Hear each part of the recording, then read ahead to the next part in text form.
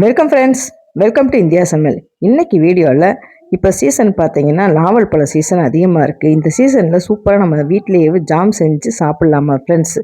எப்படி பண்ணலாம்னு சொல்லி பார்க்கலாம். நம்ம சேனலை ஃபஸ்ட் டைம் பார்க்குறதால சப்ஸ்கிரைப் பண்ணி வச்சுக்கோங்க ஃப்ரெண்ட்ஸ். வாங்க வீடியோக்குள்ளே போகலாம். இப்போ அதுக்கு 200 கிராம் அளவுக்கு நான் நாவல் பழம் எடுத்திருக்கேன். இது நல்லா பெரிய பெரிய பழமாக இருக்குது.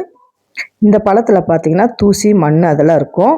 அதனால் நம்ம ஒரு பவுலில் போட்டு நல்லா தண்ணி ஊற்றி 2-3 டைம் நல்லா அலசி எடுத்துக்கிடலாம். கொஞ்சமாக தண்ணி சேர்த்துக்கோங்க. சேர்த்துட்டு நல்லா வாஷ் பண்ணிக்கிடலாம். இந்த அளவுக்கு நல்லா கழுவிக்கோங்க. கழுவிட்டு நம்ம ஒரு தட்டில் எடுத்து வச்சிடலாம்.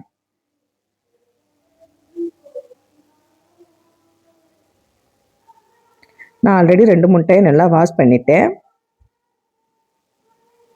இப்போ பார்த்தீங்கன்னா இந்த அளவுக்கு நல்லா கழுவி எடுத்து வச்சாச்சு. இப்போ இந்த பழத்தை எடுத்து ஒரு கத்தி எடுத்துக்கோங்க. உள்ளே இருக்க அந்த சீடை மட்டும் விட்டுட்டு வெளியே இருக்க அந்த பழத்தை மட்டும் நல்லா கட் பண்ணி எடுத்துடலாம். கொஞ்சம் டைம் எடுக்கும். இந்த பழத்தை மட்டும் எடுக்கிறதுக்கு மட்டும் தான் நம்மளுக்கு டைம் எடுக்கும். இந்த ஜாம் பண்ணுறதுக்கு ரொம்ப ஈஸியாக டக்குன்னு பண்ணிடலாம். இப்போ சீசன் பார்த்தீங்கன்னா நாவல் பழம் சீசன் அதிகமாக இருக்குது. இந்த சீசனில் சூப்பராக நம்ம நாவல் பழம் ஜாம் செஞ்சு சாப்பிட்றலாமா ஃப்ரெண்ட்ஸ்? இப்போ இந்த அளவுக்கு நான் எல்லாமே கட் பண்ணி எடுத்து வச்சுக்கிட்டேன். இதை மிக்ஸி ஜாரில் போட்டு நல்லா நைஸாக அரைச்சி எடுத்துகிட்டு வந்துடலாம். எந்த அளவுக்கு நீங்கள் நைஸாக அரைக்க முடியுமோ அந்த அளவுக்கு நல்லா நைஸாக அரைச்சிருங்க. அப்போ தான் ஜாமுக்கு நல்லாயிருக்கும். இப்போ இந்த அளவுக்கு நல்லா நைஸாக அரைச்சாச்சு. கலர்ஃபுல்லாக இருக்குது பாருங்கள். இதை ஒரு பவுலில் மாற்றிக்கிடலாம். நீங்கள் இந்த மாதிரி பழத்தை மிக்சியில் அரைச்சிட்டு எவ்வளோ இருக்குன்னு சொல்லி குவான்டிட்டியை பார்த்துக்கோங்க. எனக்கு 3/4 கப் அளவுக்கு இருக்குது. அப்போ அதே அளவு தான் நம்ம சுகர் சேர்த்துக்க போகிறோம். உங்களுக்கு 1 கப் அளவுக்கு பழம் இருந்துச்சுன்னா நீங்கள் 1 கப் அளவுக்கு சுகர் சேர்த்துக்கிடலாம். இப்போ ஒரு கடாய் எடுத்துக்கோங்க. அதில் நான் 3/4 கப் அளவுக்கு சுகர் சேர்த்துக்கிறேன். நான் மிக்சியில் அரைச்ச அந்த பழம் 3/4 கப் அளவுக்கு இருந்துச்சு. அதே அளவுக்கு தண்ணி சேர்த்துக்கோங்க. இதுக்கு பதம் சொல்லி பார்த்தீங்கன்னா நல்லா பிசுபிசுப்பு தன்மை வரணும். நம்ம குலோப் ஜாமுக்கெல்லாம் பண்ணுவோம் பாருங்கள், அந்த பதத்துக்கு நம்ம நல்லா காய்ச்சிக்கிறலாம். இப்போ கரைஞ்சிருச்சு. கொஞ்ச நேரம் நல்லா வேகட்டும். இப்போ பார்த்தீங்கன்னா நல்லா வேக ஆரம்பிச்சிருச்சு. இன்னும் 2 நிமிஷத்துலேயே அந்த பிசுபிசுப்பு தன்மை வந்துடும். நீங்கள் எந்த குவான்டிட்டிக்கு பழம் எடுத்துக்கிறீங்களோ அதே அளவுக்கு சுகர் சேர்த்துக்கிட்டிங்கன்னா அந்த துவப்பு தன்மையும் அந்த ஸ்வீட்னஸும் உங்களுக்கு கரெக்டாக வரும். இப்போ கொஞ்சமாக இந்த மாதிரி எடுத்து பாருங்கள். இப்போ பிசுபிசுப்பு தன்மை இருக்குது. இது கரெக்டான பதம். இந்த தன்மையில் நம்ம ஸ்டவ்வை லோ ஃப்ளேமில் வச்சுட்டு இப்போ பழத்தை சேர்த்துடலாம். மிக்சியில் அரைச்ச பழத்தை இதோடய சேர்த்துருங்க. நம்ம எந்த ஒரு கலர் எதுவுமே சேர்க்கலை. நேச்சுரலாக நம்ம இருக்கிற அதே கலர் தான். நாவல் பழத்தோட கலர் அப்படியே இருக்குது பாருங்கள்.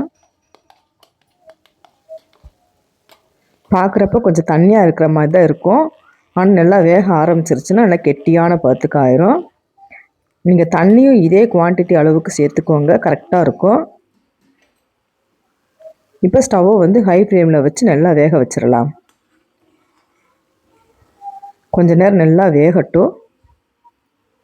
இந்த ஸ்டேஜில் ஒரு எலுமிச்சம்பழத்தை 4ஆக கட் பண்ணிவிட்டு அதை 1/4 லெமனை மட்டும் நீங்கள் பிழிஞ்சு விட்டுக்கோங்க.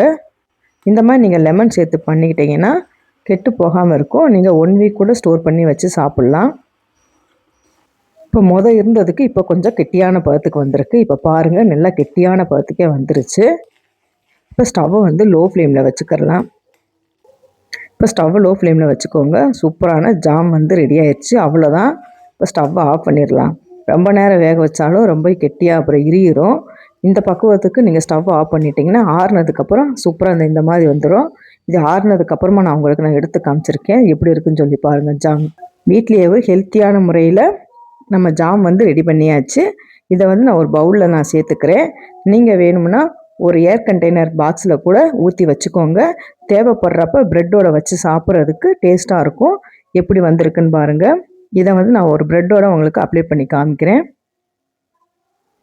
இந்த மாதிரி ஒரு ப்ரெட்டில் மேலே இந்த மாதிரி ஜாமை அப்ளை பண்ணிக்கோங்க. 2 ப்ரெட்லேயும் நீங்கள் சேர்த்துட்டு அதை சேவ் பண்ணி சாப்பிட்றப்ப டேஸ்ட் வந்து உண்மையிலே சூப்பராக இருக்கும். கண்டிப்பாக நீங்கள் ட்ரை பண்ணி பாருங்கள். கிட்ஸுக்கெல்லாம் ரொம்பவும் பிடிக்கும்.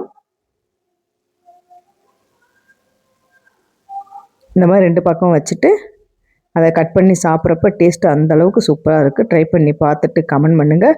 உங்களுக்கு இந்த வீடியோ பிடிச்சிருந்துச்சுன்னா லைக் பண்ணுங்கள், ஷேர் பண்ணுங்கள், கமெண்ட் பண்ணுங்கள். உங்களை இன்னொரு வீடியோவில் சந்திக்கிறேன். பாய். தேங்க்ஸ் ஃபார் வாட்சிங்.